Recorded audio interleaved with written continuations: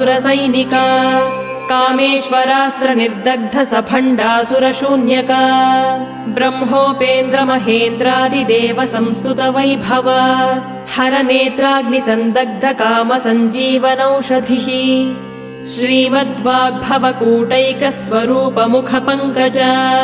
कण्ठाधः कटिपर्यन्त मध्यकूट स्वरूपिणी शक्तिकूटैकतापन्न कट्यधो भागधारिणी मूलमन्त्रात्मिका मूलकूटत्रय कलेवरा कुलामृतैकरसिका कुलसङ्केतपालिनी कुलाङ्गना कुलान्तस्था कौलिनी कुलयोगिनी अकुला समयान्तस्था समयाचार तत्परा मूलाधारैकनिलया ब्रह्मग्रन्थिविभेदिनी मणिपूरान्तरुदिता विष्णुग्रन्थिविभेदिनी आज्ञाचक्रान्तरा